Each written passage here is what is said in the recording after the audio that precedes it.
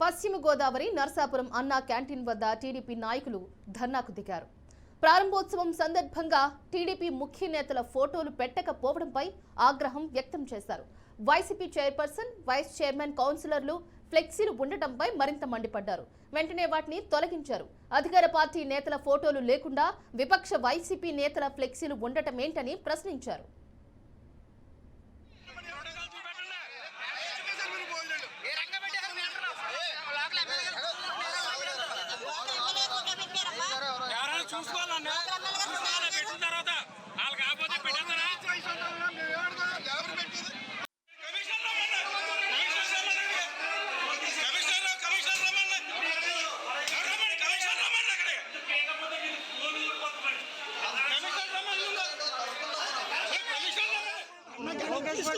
Pawan Kalyan photo ఎందుకు పెట్టండి? Canteen మూసేసి వైఎస్ఆర్ పార్టీ జగన్ గారు తొక్కేస్తే మళ్ళీ చంద్రబాబు నాయుడు తీసుకొస్తే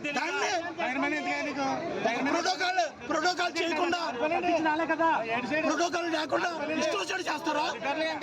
5 సంవత్సరాలు మూసేస్తే చంద్రబాబు నాయుడు గారు వచ్చి ఇక్కడ ఓపెన్ చేసి అందరికి పేదలకి భోజనం అందజేయాలని అన్న క్యాంటీన్ పెడితే ఇక్కడ వైఎస్ఆర్ బ్యానర్లు వేయించి వాళ్ళు స్వాగతం పలుకుతారా?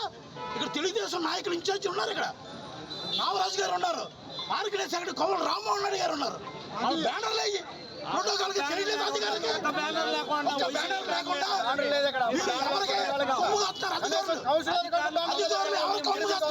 వాళ్ళకి సమాధానం చెప్పాలి. ఇది మా పార్టీ కష్టపడి విరాళం సేకరించి అన్న క్యాంటీన్ చేస్తున్నాం. చంద్రబాబు నాయుడు గారు దీన్ని జగన్ గారు ఏంటంటే